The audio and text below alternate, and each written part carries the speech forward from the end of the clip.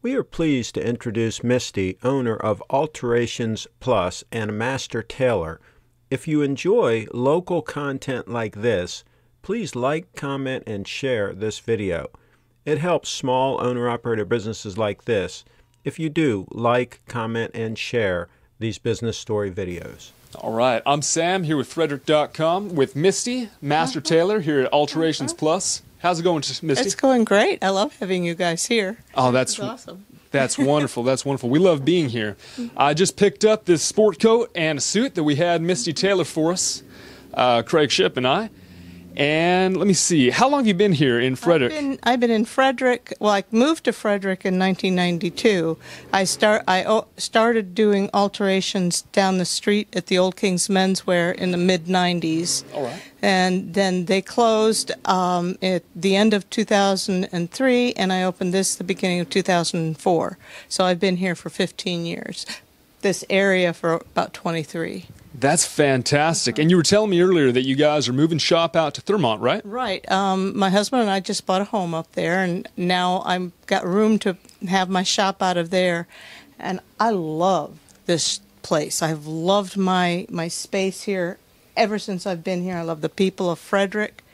It's just friendly, but it's time for a new start in life. I won't have the overhead, and I'll miss Frederick, but I'm looking forward to Thurmont too, because every experience I've had with Thurmont so far has been very positive, very nice people. So I'm going to have two homes. Frederick will always be part of me, and so will Thurmont. Oh my goodness. Well, Frederick's going to miss you and going to lose a fantastic tailor, but you'll just be right down the road. I'm just about 15-20 minutes up the road, very easy to get to. I'll have the same phone number, and it'll still be Alterations Plus, and I'll have a little sign out front, and there'll be a driveway to park in instead of trying to find on the street parking. It'll be easy to find. That'll be perfect. And one last thing, Misty, when do you think that shop out in Thurmont's going to open up for everyone? I'm going to be closing this shop on the 28th of February. Everything closed. The last part of February is going to be transitioned, so it's just going to be when I'll see people, where I'll see them. I may still have clothing for them to pick up when I'm up there, but I will have already discussed with them whether it's okay for me to have them come up there to pick up their clothing when it's finished. Okay. Yeah. Well, that's perfect. Well, like I was saying, I got this sport coat today and a wonderful suit and a couple of new items on the way in a little while here. And just had nothing but excellent success working with you, Misty. Thank you. Once again, I'm Sam at CraigShipp.com and Misty down here at Alterations Plus. Thank you. And if you're still watching, we're going to roll into a couple of B-roll clips for you guys. And if you do enjoy content like this, please like, share, and comment this video. I'm going to let you put it on. Yes, ma'am. Okay. All right, and go ahead and button the top button. There you go. Oh, much better. Let's see. We took the sides in here. I moved the button just a little bit. Let me see. And there the sleeves are. Showing quite a bit. Is this the length of sleeve that you're comfortable with? I think so, very much so. Okay, then that's it. We've got a good fit. Fits you well in the shoulders, and that's an outstanding suit blazer for you. Yeah. That's excellent work. That is beautiful. Yeah. You look very dapper. Yes, you do. He did. Took a close-ups of me working on the sleeve itself, and beautiful. So I finished that up and took the sides in. That fits like a glove. That feels amazing. Yeah, it looks like it was made for you. I think it was. That's the whole object, yeah. Okay, now let's go with the suit. Yes, ma'am. Okay. Okay, let's come up here. And now the waist feels right where you want it. I think so. Okay, turn and face this, well, this way. It's taken in, and I took in the back of the legs so that it fits you like it was made for you, which is I've just reconstructed this whole area, and now it fits, and it's got where it's supposed to fit. That's perfect. Yeah, and the pleats hang nicely on you. Well done. And the length is good, so There you go. Let's try. Yeah, let's see the from the front. Looks fantastic. Yeah, you can wear pleats quite well. Well, thank you. Uh-huh. Oh, beautiful work, Misty. Well, thank you. All Misty? right, let's see how this one turns out. All I right. didn't do the sleeves on this one. I just did the sides and one button.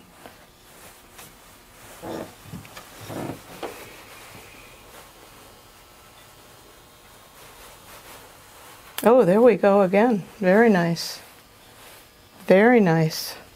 And the sleeves, they're on the short side, but you were comfortable with that I think before. that'll be just So, fine. yeah, there you go. Turn around a little bit. You've got a nice new suit. That is beautiful. It just It fits shows a little bit of perfectly. cut in here, you know, and it I can move around. It's perfect. Thank it fits you in the shoulders too. That's very nice. These might, well, I think it's about the same as that blazer we tried on. Let's see.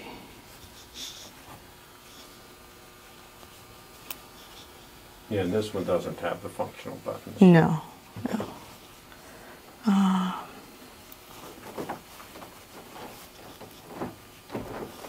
This arm here on your right is longer than the one on your left. See how your hands come down at different lengths here? That's why this one was a different length. It needed less to be shortened.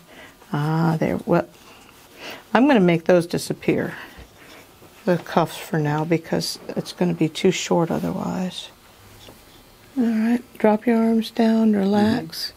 Do they feel like they're hitting on the same spot inside your thumbs? I think so. I want to drop this down a little bit more. I know you want to make sure you can see your watch, but I want to make sure. It wouldn't break my heart if that one was a little shorter than the other. Yeah, but I like to have them even. Okay, there we go. How's that? It feel good? Yeah, that should be All good. right, that's it. We're good to go. Absolutely. Thank you. I just marked this with the wax chalk, Tailor's chalk. There's different types. This is wax. You have to be careful not to get too much of it on a fabric because it can leave a waxy mark. And that's how much I'd had it pinned up. And that's the amount that I'm going to mark all the way around. But I want to take the buttons off first. So I'm going to use a very sharp razor blade and slice the thread very carefully so I don't slice the fabric. And let me get that said, let me get I gotta get a better piece of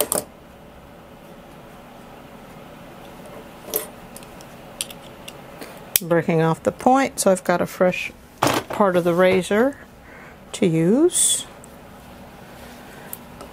Having a dull tool, whether it's scissors or the razor or even the seam ripper, make it very difficult to work. And that's why you never use a seamstress's scissors for anything. I mean, even if it's fabric, you have to ask her first. She may say no to certain fabrics, and you know, if had a fellow in here vacuuming and there was a string on the carpet and he went to go take that off with one of my good scissors. No, you don't do that. Okay, now I'm marking.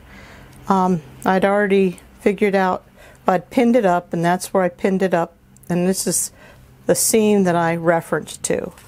And now I want to take it up the same amount all the way around the edge of the hem of the sleeve, using the hem that the edge that the manufacturer put in there.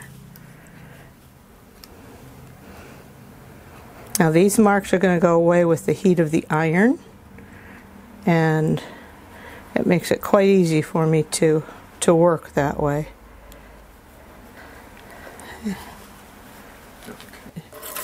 Now I've got to put the thread that I'm using on, and instead of rethreading the whole machine, I simply replace the color I want and I tie a knot. Trim off the extra. Take it out of the needle down here. Pull it through so that I've got the right color. There we go. And then I thread it through the needle again. And that makes it easier than having to rethread it the entire way. Much quicker. And I am very quick at threading it because I've been doing it for so many years, and I don't even have to look at the hole in the needle. I just know where it is. So yeah, well, when you do something all day long, that's what you get. I can't sing, so at least I can sew. I've got friends that work with computers, and we're always teasing, and they're talking all the computer stuff, and I say, but hey, I can sew. Now I'm going to take the lining, undo the lining from the sleeve of the jacket so that I can get on the inside. Now doing the sleeves on the coat really is one of the ways you can tell a good tailor how I'll show you how this part turns out. See how nice that lays from the manufacturer? That's what you want when you're done with it. You want it that good or better. They've got a slight difference there. It's not that big a difference. I try not to have any difference. That's just me being finicky and picky. And I've seen sometimes a shortcut, and that you don't end up with the flap. Well, sometimes you don't have the flap if you've had to shorten it so much. If you have to shorten it so much that you only end up with a little bit, you could have just a little bit, and I've done it, but it looks silly. It bubbles, it does, and it looks better just to close it, but that's actually more work to close that and get everything fit right inside than to do this back. And I know a lot of tailors that do this a lot faster than I do, but I've not seen them do it as well as I do either. That's one of the reasons I'm so expensive. And somebody's looking over my shoulder, so things are going a little slower. So that's what the inside, let me get this. It's tacked, the lining is tacked to the inside sleeve, and I'm going to keep the hem up better. But that's the inside of the coat. I don't know if you can see it there. Oh yeah. All right. Well, I want to take that all apart. That's what's involved with shortening the sleeves. And people, it's like when you take your car to the mechanic. You have no clue what goes on. And sometimes they've got to remove vast amounts of things simply to get at a really cheap part that the part itself costs nothing to replace. It's all the extra labor because it just, the way things are built now. But this is actually a very well-made coat.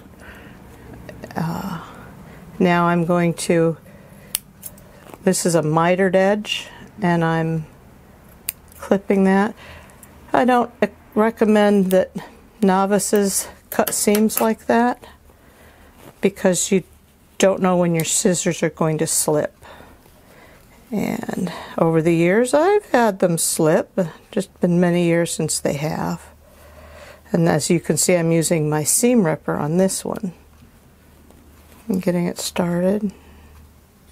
Now, when you said this was a well-made coat, how can you tell that? One of the things is the fabric itself, the fact that it's got a decent sized seam in here. This inside seam, is not real tiny. Sometimes they save on fabric by shortcutting everything and making just that much less of seam allowance. Also, the interfacing here goes up fairly far. The cheaper ones only have it down to here.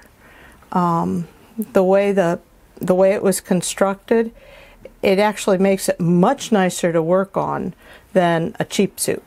A cheap one, they're so hard because I want to get them put together back as good or better. And if it's a cheap suit, that means I'm going for better than it was. Because if the customer sees it done and it looks like it was done before, that's not the work I want to put out.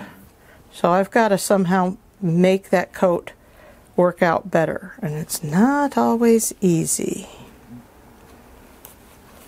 And now, so that's dropping, that's undone everything on that sleeve. Now I want to shorten this in preparation for making from here to where I'm shortening it. That's going to be the new hem. And so, oh, this is a very well made. Is this a Hart Schaffner and Marks? It is. I knew my coat. And an older one too. I knew my coat. When they have 2 1/4 inch hem, it's Hart Schaffner and Marks, and that's one of the better manufacturers. Now, do you find that they're as well made today if you went and bought one today as this? When I was working at the men's store at King's Menswear, I'd worked there from the mid-90s until the end of 2003. And at the beginning, they were the best that I was working on, that they sold. Hart Schaffner and Marks was their top line. It was the most costly. And then they had the Talia brand, which was made out at the airport, at the factory out by the airport. And the Talia brand was a nice brand. Now, over that time, the Talia brand got much better. And the Hart Schaffner and Marks got not quite so good. And I have not seen, since that men's store closed, I've not seen that much Hart Schaffner and Marks to really tell within the last 15 years. But I always loved working on a good Hart Schaffner and Marks coat back then. Sure.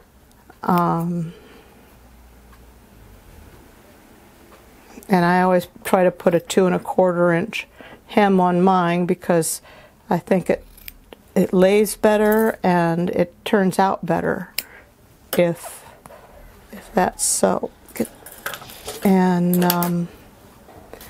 now, if this interfacing, that's what this white stuff is. It's extra firmness and it keeps the fabric from stretching.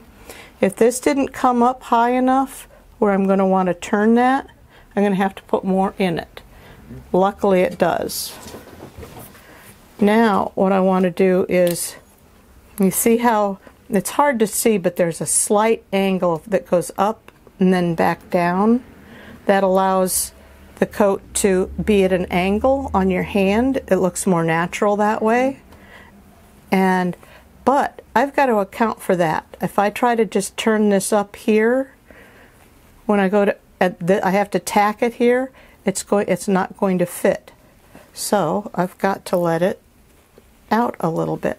Same thing on pant hems. If anyone's ever tried to shorten a pair of slacks and they turned it up, and the inside of the seam, is that going to make too much noise? No. If the inside of the seam the inside of the hem was much tighter than the outside of the pant, and they're very frustrating. Well, what they've got to do is what I'm doing right here. They've got to let the seams out so that the hem becomes as big as the outside of the coat, or the outside of the pants, as it were.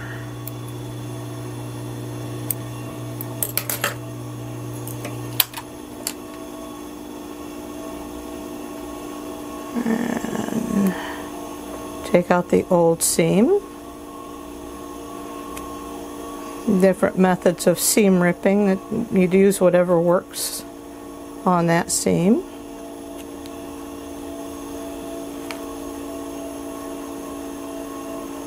Now sometimes when I have a friend over and I'm working on something of theirs, I'll have them do the work of taking this all out for me, and then I put it back together. And it's kind of, and they're here and I'm kind of talking with them. Now I'm going to make a tack with this up here. It's kind of hard to describe how I'm doing that. I'm just hoping, I'm guessing, and that's from experience, that the amount that I let out is enough to make it fit for the hem to lay flat instead of pulling, and it looks like it is. Well, I want to do a tack down right at the bottom where it's folded to, and that pin is holding it right exactly where I want it.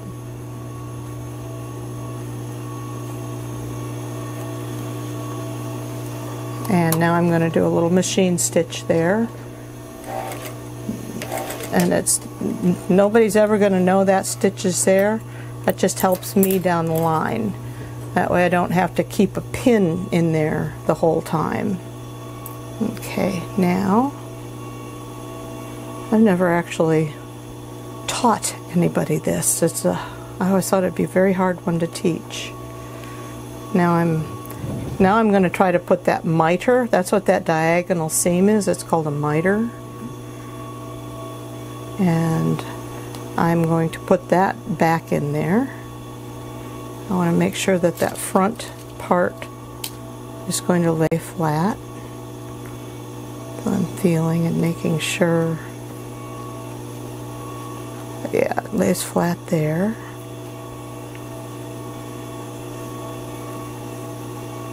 And that's one of the marks where I marked earlier. Is this making sense so far? Okay. Absolutely. All right, now I'm going to see, can you see the edge here? I'm holding that nice and flat. I want that inside the same as the outside there. So I'm going to pin it. Right now I'm pinning it till I get over to here, and I lay it all nice and flat. But that's not how I'm going to sew it. I want to put it at a diagonal from here to here. So I can either mark it with the chalk, or I'm going to take a little clip in there, take out all these pins, put one pin right in the very corner where it intersects the fold. I'm putting it on a 45-degree angle, and you'll see why. Because that seam is going to be about a 45-degree angle. Here is the top of that cut that I made, and the bottom of the other part of the cut is there.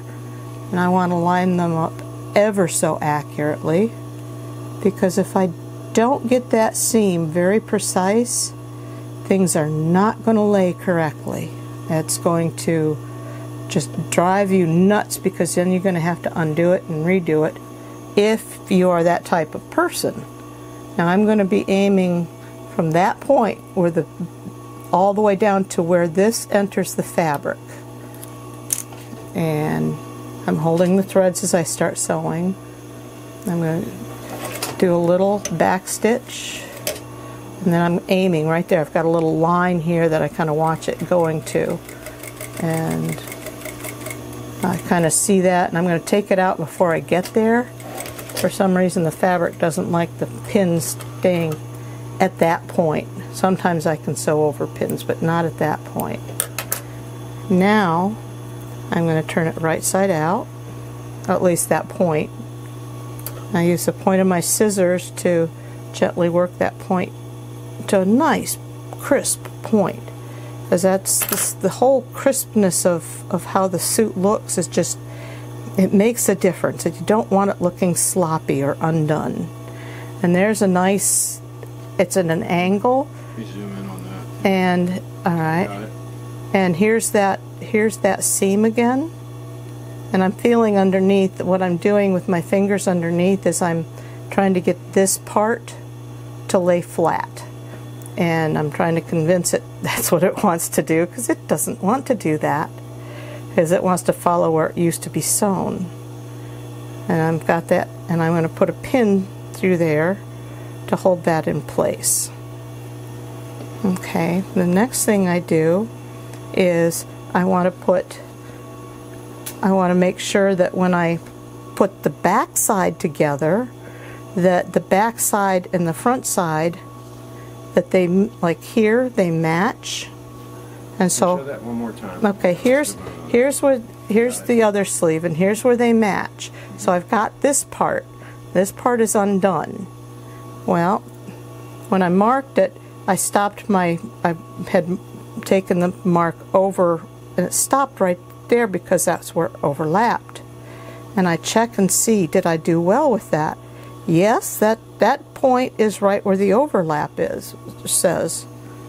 So I'm going to put a pin from the inside to mark, and that's actually the bottom of the chalk mark.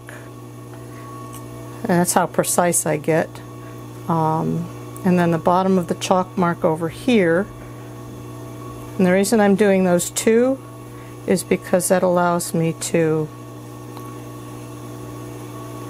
fold them and hold them inside out from where I want them. And I'm putting a pin there. I'm putting a pin here. And I'm making sure it lies flat. I'm putting a pin there. And now I'm going to sew the seam that is this seam here. The second one that I took out after, or the one I took out after the miter. That's the miter is a diagonal seam. So I am,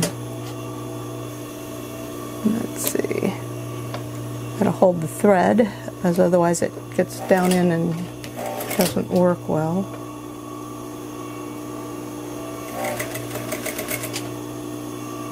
I'm holding everything so it lays flat.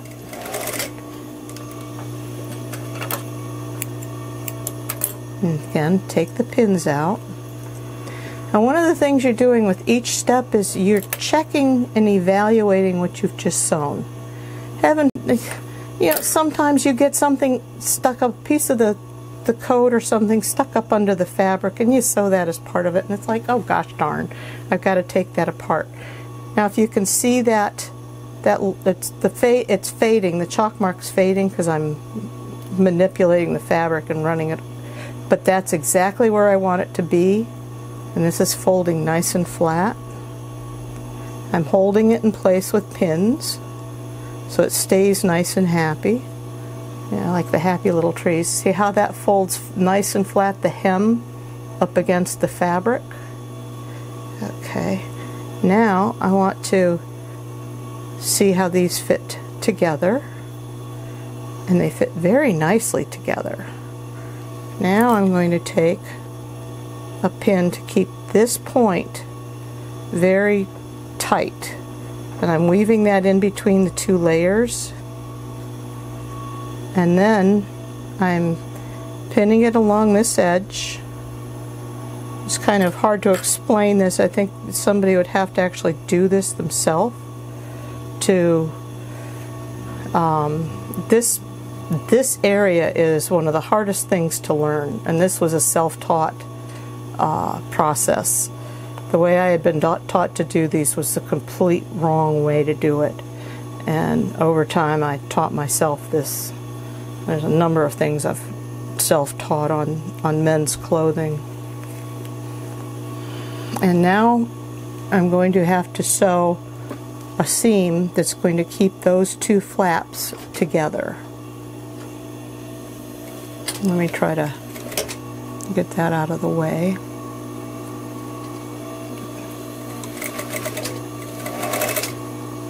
And if you're getting pictures of my face, you'll probably see my tongue sticking out, because that's what I do when I concentrate. And now we're just getting your hands. That's fine.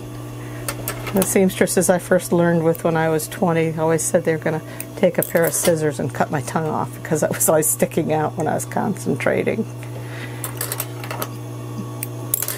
Okay, again, take the pins out, and I'm done with them.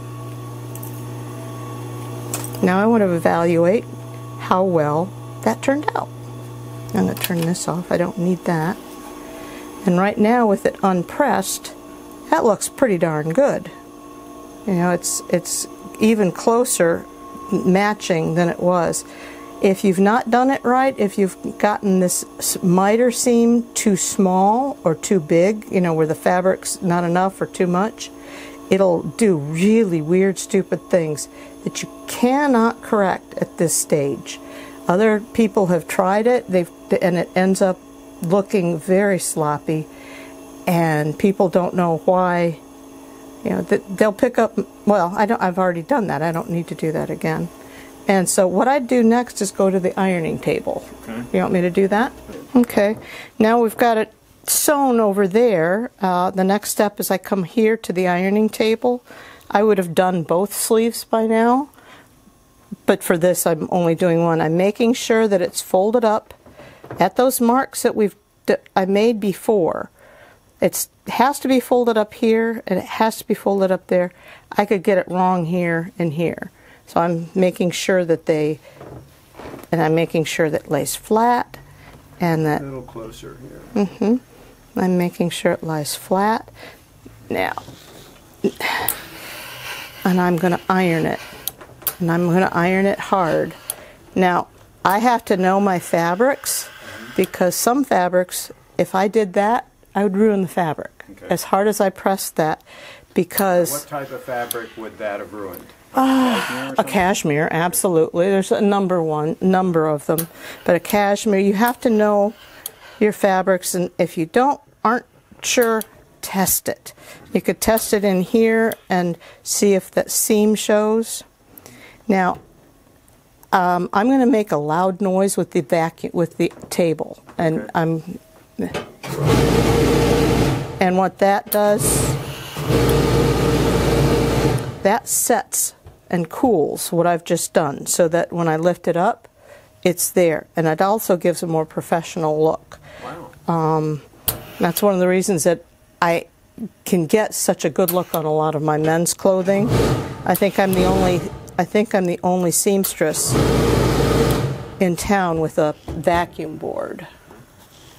Now, one thing I do, not all manufacturers do this, but some do and some don't, and it's not necessarily, I'm going to make a cheat. I'm going to, so that, have you ever had your sleeves where they falls down and does that? Yeah, okay. My coat's doing that right now. Okay, well, what I do is there's two ways. All right, there's two ways of dealing with that. One is you tack the lining up on the sleeve, up on the seam, like it, remember when we took that apart? But that's iffy, and I don't think that does as well. I put this, it's called stitch witchery, and it's heat activated, and it's sticky on both ends. I put it right in the crease. Some people put it up here at the top, but if you put it at the top, what happens is if it wants to pull down, it puts a pucker there. Okay. And what this is doing, and I'm letting it heat set, what this is doing is keeping that crease in the same place. See? Perfect. Yeah. And so I'm going to do it to the back side.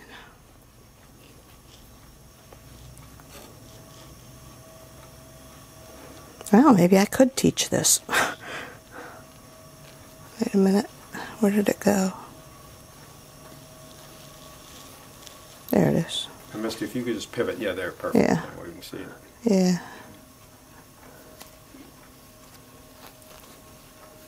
Get it in there.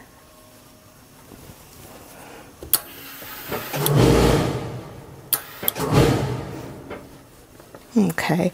Now, that sleeve is done as far as the outside goes. The only thing is attaching the lining and the buttons. And this is one without a button. Here comes the lining. It's too long. We haven't cut it off yet. And I could cut it the same amount that I cut the sleeve, but I found that I've kind of got my own cheat there. If I iron it flat, and then I lay it down nice and flat here. If I go about 3/4 of an inch down, and I'm just eyeballing it, just guessing, and if I trim it, when it comes time to sew that in, that gives it enough extra play so that the lining doesn't show, doesn't fall out and show, and also it doesn't pull. If the lining's too short, it pulls. So we are done with that, and I'm going to give it one quick press with the lining down, and now we're ready to go back to the machine. Okay, here we are. We're back from the ironing table, and now we want to sew the lining to the outside of the coat. So I'm going to turn it inside out.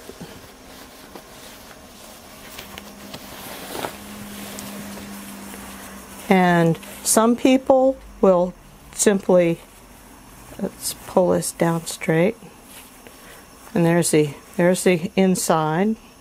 Some people will, you've got to make sure that your seams are lined up right, because otherwise if they're twisted, they can't get their hand in. So I'm feeling from the top and making sure that the seams match. And I could hand stitch all the way around, pin it and hand stitch. I haven't done that in years. It just takes too long, and it doesn't end up quite as professional looking. All right, now there's a seam on the inside of the coat's lining that they've top stitched together. And if you've ever wondered why that was like that, it's so that you can get into the sleeve. And they put it there when they were constructing the coat too, because that's how they attached the lining at the top. Now I've got this pinned. I've matched this seam with the seam underneath, so the lining's not 180 twisted. Now I want to, and the reason I've got it pinned like this is it's really hard to figure out when you haven't done something like this, sewing one tube to another tube when they're all constructed together. It's a bit of geometry that is kind of gets on your mind. Let me cut that extra off. I was always told if you have a clean floor in your alteration room, you're taking too much time being neat. So makes sense. So I took the pin out that was holding that in place, and I'm giving it a little bit extra room. Here's the edge of the sleeve hem. Here's the edge of the lining. I'm giving it a little bit extra room because when it's pressed from the outside, you don't have the double thickness right there. You've got one thickness here and one thickness there, and it won't show as much from the outside. Now I'm trying to, here's that sleeve, here's the lining, and I may end up having to expand one of the seams on the lining because I expanded the seam on the coat, but I'm checking to make sure it lies flat. I'm coming over here. I always start at that one in the center, not where I've done all the work. That's I bring it back here, and I go as far as I can back here. I can go a little bit farther. There's all that area that I worked on. So we want to make sure that it lies flat there. And I'm feeling with my fingers underneath to make sure it doesn't go through too many layers. There's a lot of times that things are happening underneath the fabric. my hands are feeling, that somebody else watching doesn't realize that because they don't know what my thumb's doing. I'm going around and I'm checking to make sure that the circumference of both, the circle, the width of both is the same. And it pretty much is. It's not, no gaps one way or the other. So I'm lucky there. Now I'm going to sew this in place. Now if you'll notice, see how that tube is? Only, Okay. see how this tube is? Okay, It's kind of a monster because it's inside out here. And this makes sense here, but I don't have just an easy, I can only go part way around. You'll see. Here's where I had started the center. That big part that I worked on is over here, or over here, if you will. Well, I'm starting the seaming process back here. Let me lower this a little bit so I can get a better angle on it. Okay. That's perfect. Yeah. And taking the pins out. I could go over the pins. I might break a needle. You have to replace the needle quite frequently, whether you break it on a pin or not. Simply the wear and tear of the fabric, you have to replace it. And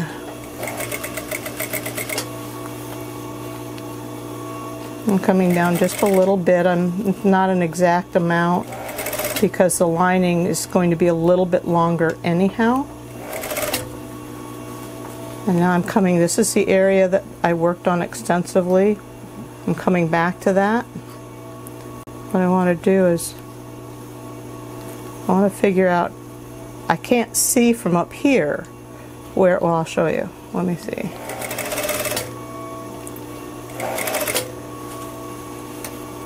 Here it is down here, but you don't see it from here. It's in a different position. So what I do is I'll put a pin at that point. I want to meet pretty close to that. It doesn't have to be directly.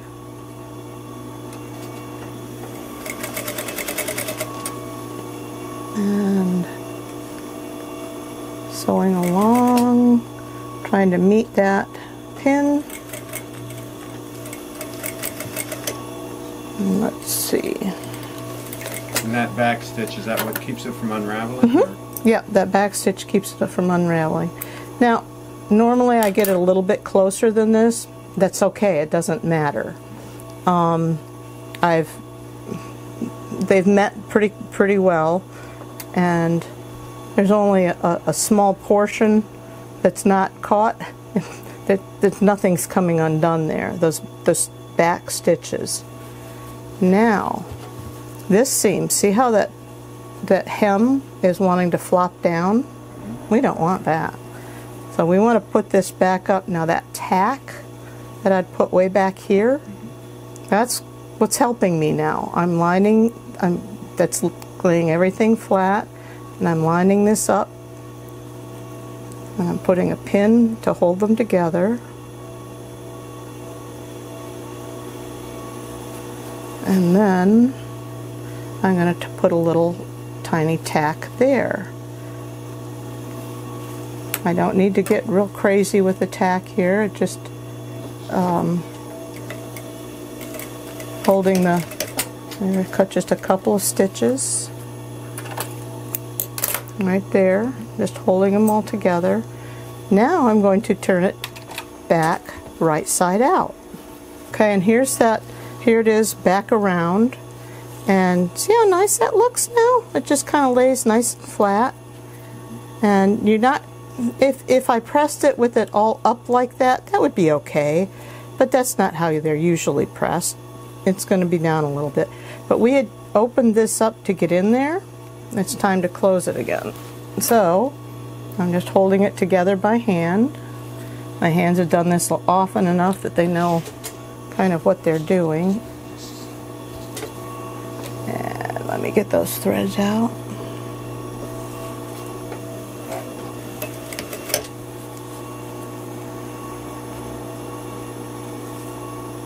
And tuck the old threads in. And I want to go close to the edge, yet catching both layers.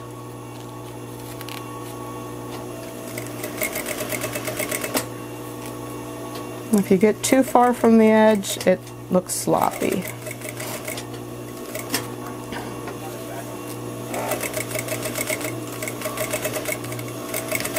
Okay. Here it is. It's all, the seams all put together in there. Everything is done. And the lining is, it's got a little bit of extra give. Not too much, so it's going to show out. But we want to press it so it's got a nice finished appeal both on inside and out. And so again with the iron. And if this was a fabric that shined a lot, I'd have to be coming in from here, which I can do quite up anyhow. I'm pressing that down.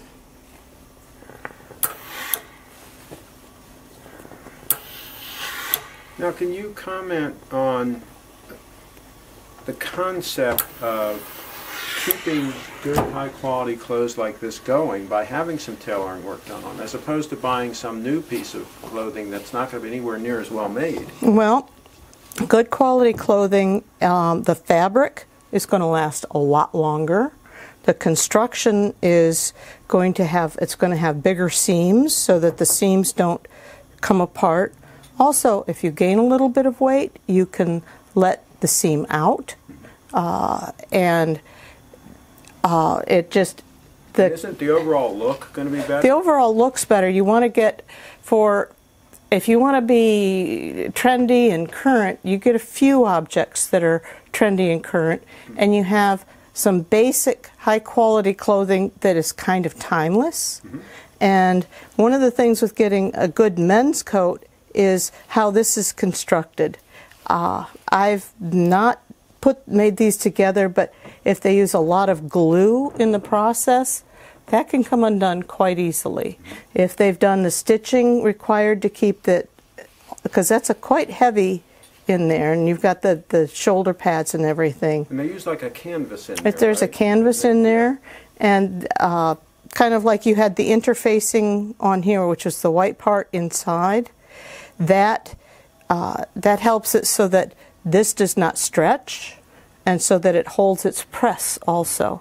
Taking it to a good quality dry cleaner is imperative, because if you take to somebody who if they have been just going to the wall getting everything done in the day, and they've left the solution in the machine too long and used the same solution, it heats up. Then you're either going to shrink the outside or the inside. And you shrink that, and then there's all kinds of puckering that happens on the outside. I have seen a Hart Schaffner and Marks that I saw in my shop the week before with a nice crisp shoulder seam like this, which is what they should have. It came back a week later from a dry cleaner that I recommend against. I'm not going to name it right now, but it looked like somebody had thrown it in a washing machine. And this was all puckered up, and there was not a thing that can be done about it at that point. I mean, it could have been deconstructed and ironed out again, but so having a quality cleaner for your good clothing, you know, maybe your fun clothing, it's not so imperative, but for your good clothing, it really is. Okay. All right, now here's the one that I've done. I've taken it all apart and put it back together, and compared to the other one, I'm very happy with how they turned out. So now I want to put the buttons on, and this is a little template I made myself that I put it in, and I guess they make templates. I never knew that. I've had this one for 20 years. This is a little marking tailor's marker. It's like a yellow pencil, and I mark where I want to put the buttons, and they're all pretty much about the same. All suits are pretty much the same. Some of the newer ones have buttons that kind of overlap each other. I don't do that. All right, hang on. Where? Oh, here it is. So I could get it down. Yeah. A little bit. Okay. Okay. Yeah. And here's my special thread that I use for the buttons. It's stronger, it's waxed, and it's just the right length. You never want to use a thread that's too long in sewing. And so this is something you have to sew by hand. Yeah, the buttons I sew by hand. For one thing, I don't put them on. I put them on after the lining's attached. And if I put them on now with a machine, it would be through the lining, and I don't like that look. That doesn't look like it came from the manufacturer that way. It looks like somebody's worked on it. So doing it by hand, you know how far you can go I through. can feel underneath and feel whether it's gone. Wow. Yeah.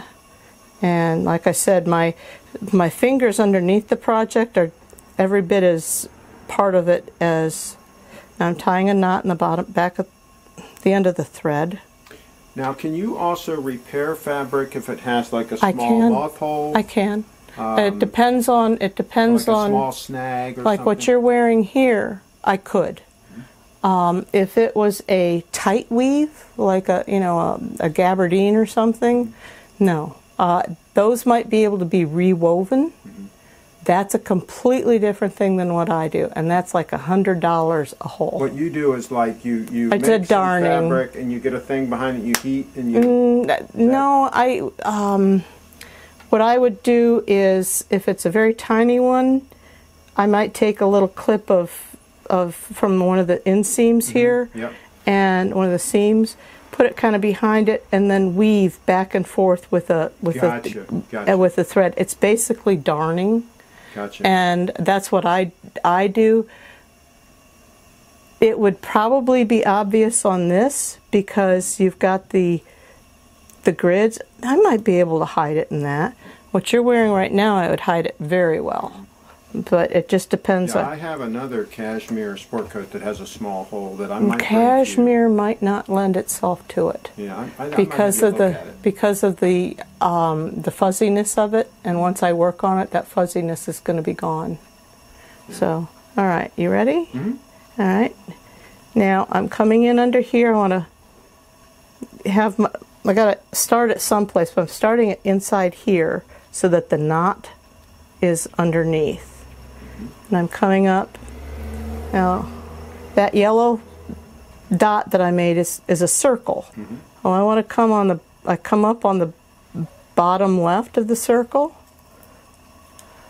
Now I'm very precise. I am severely precise. I am severely precise. And that's what it gets. And then I come to the diagonal away from it, and I make sure that it doesn't come through. And there's that. And then I do 2 swipes with it here. This is not going to take stress of buttoning and unbuttoning. Now I'm coming up at the top left corner of that circle. And I want to make sure that these are all nice and even. There's no loops left out, because that's just sloppy work.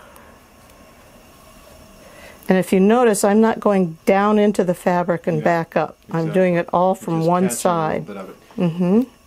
And as you said, that's really durable thread, so you don't have to do this a whole lot of time. No. It's going to hold it. No. That's from experience. These, if I was putting this on the front of a suit coat, I'd be going 4 times around each.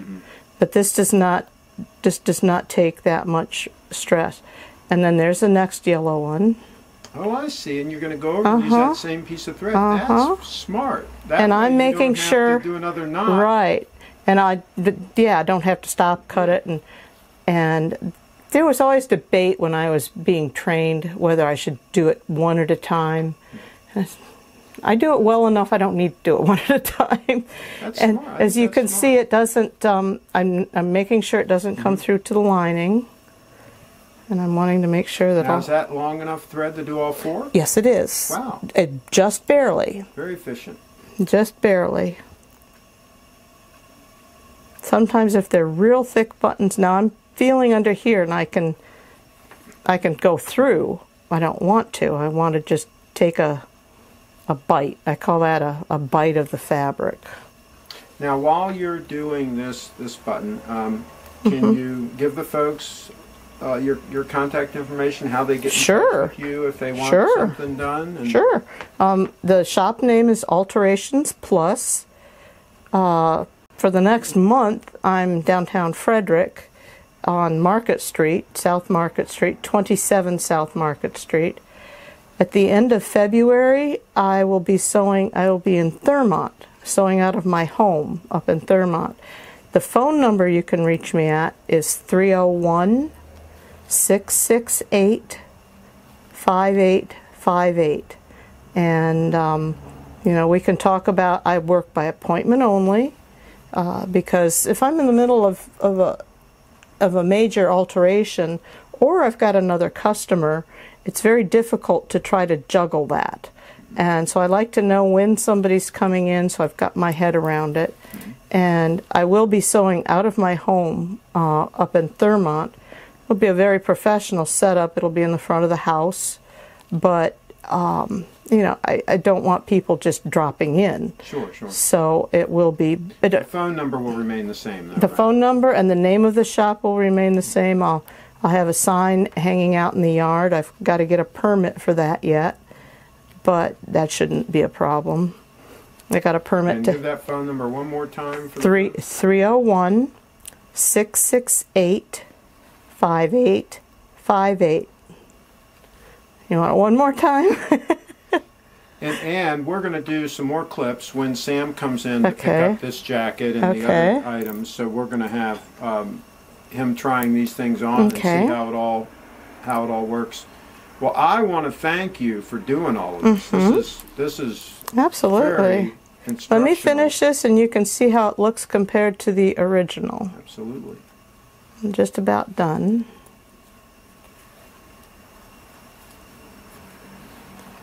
Now, I'm a little upset there's a gap between there. There shouldn't be a gap, but I'm the only one that's ever going to know that. That's pretty good. Yeah. And that makes it look custom. Yeah, they know. You want it to look professional. Now, if somebody wanted to pay extra and have it made so that one of the last buttons will open and close, is that something? I do not do that. I do not have a machine that does a proper buttonhole for a suit. No seamstress in Frederick or Taylor has a machine that can make that kind of buttonholes. That's from the factory. Here, let me just. Okay. That's in there. The factory has a machine. For us to have machines to do all the specialty stitches, just it doesn't pay off. Gotcha. And the number of times that I would need to make a buttonhole for a customer, just don't do it. And you can shorten sleeves if they have the working buttonholes in them, but it's difficult. Now I'm finishing up with this one, so I'm taking 3 small stitches in place, and that kind of secures the thread. And of course, I always want to make sure that I evaluate what I've just sewn. So I want to make sure there's no extra loops of thread sticking out, and I want to make sure they're up and down and straight in line. And, well, we've already taken the buttons off of that one, but there it is. All done. You hold them right next to each other. You can still tell. I've got a crisper press on this one. Exactly, yeah. And this one, probably it's been, as you said, you've had it for a long time, and the press might have just kind of come out of it a little bit. But there it is. Beautiful. All right. Okay, now here's your overcoat that we noticed that the sleeve is kind of falling down. You can see where the old line was, the old press, and it's falling down. That's because it's not tacked. There's supposed to be a tack on the seam at the top of the hem on it.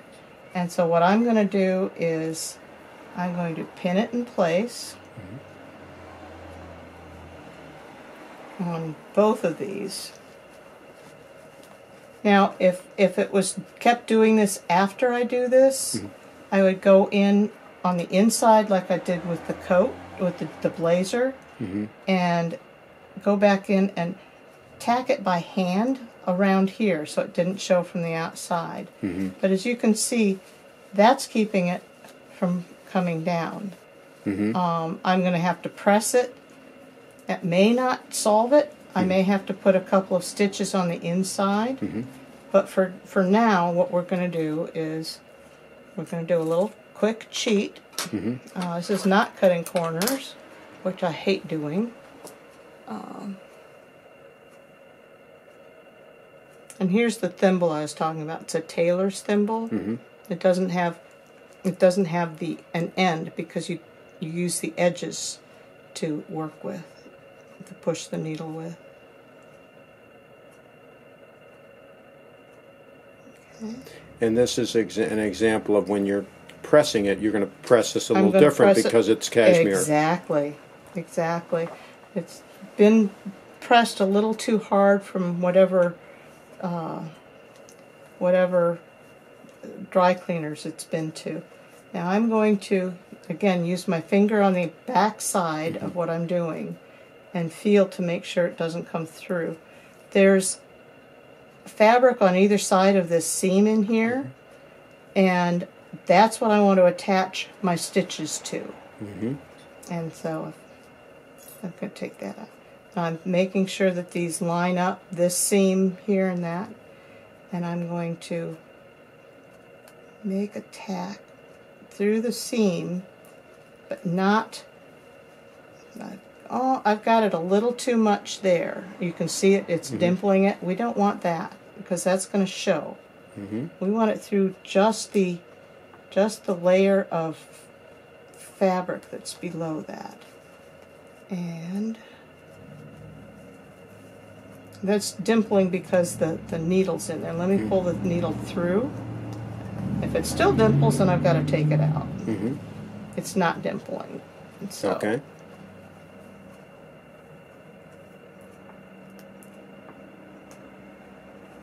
And now what thread are you using for this? This is just a normal, regular sewing thread. Okay. I use Gutermann's brand. It's, for me, it's the best brand. I've been using it for 20 years now. Well over 20 years. This is kind of a big stitch for in here. I would not normally leave a stitch like that visible on the inside there, but it's okay. It's a lot better than it's a lot coming better down. And I'm trying to make sure that it's not pulling on that outside fabric.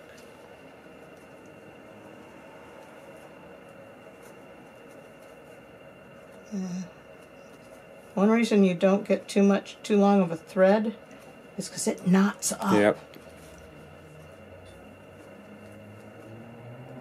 One more and I think we're done. Okay.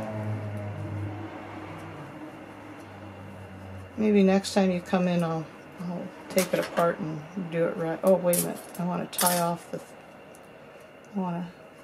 You got 3 small stitches in place, and that's the end of the... That way the stitch doesn't come undone. Kind of like on the machine when you back stitch. Yep. Okay. And there's that side. Oh, so you do it on both sides where the seams are. Both the sides where the seams are. Because that's where you have something to grab hold of. Yeah. Like I said, if it continues to do that, it won't do it anywhere near as bad as it's currently doing. Currently doing it. This comes up way high here. It would probably have been better to take it apart and do it. We may do that next time because the higher that stitch is up there, the harder it is for the hem to fall out. Gotcha. Yeah, makes sense. It's got more leverage to hold it. Exactly. You've got good spatial relations. You got it. There we go. Well, everything you've done makes a lot of sense. It's just a lot of work, and it's a lot of muscle memory that you have. A lot of muscle memory. I was out for a surgery 14 years ago, and I was out for 6 weeks, and my hands had no clue what they were doing. Like threading the needle, I don't even think about that, and it's just something I do. And I've had other seamstresses say that when they've had to take time off, they've had the same thing happen, that it takes a bit to get back into practice. And yeah, there's a lot of that muscle memory with photography too. Oh, I bet. But there's also a lot of technical knowledge and a lot of artistic knowledge with the framing and knowing and the settings and everything. My guess is that this is not going to be the best fix for this. It may have been. I didn't know until I started doing it. It's one I can undo when I redo it. And then what I'm going to do is I'm going to press it. You want to go over there? All right. Okay, you can see I've tacked it up on the sides. You can kind of see where the old... This is where it originally was, and then for a while it's been down in the wrong place. Now this is cashmere. I don't want to press the outside because I'll make it shiny, and I don't like... You don't want to do that, so I'm being very careful.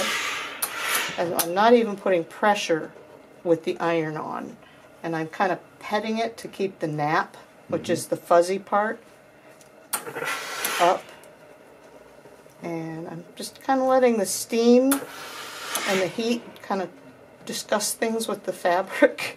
They're saying, okay, I'm going to be a little bit happier here, and where the old, somebody has ironed it too hard before, I'm going to try to raise the nap a little bit. You are a perfectionist. I mean, it looks pretty good to me. Yeah, I am a perfectionist. Well, I get customers who are perfectionists. Sure. And they, an eighth of an inch difference on one pant leg to the other is, no, they don't want that. Yeah. So that's it. Beautiful. Okay. Well, thank you. You're welcome. If you enjoy local content like this, please like, comment, and share this video. If you own a local business, please join us.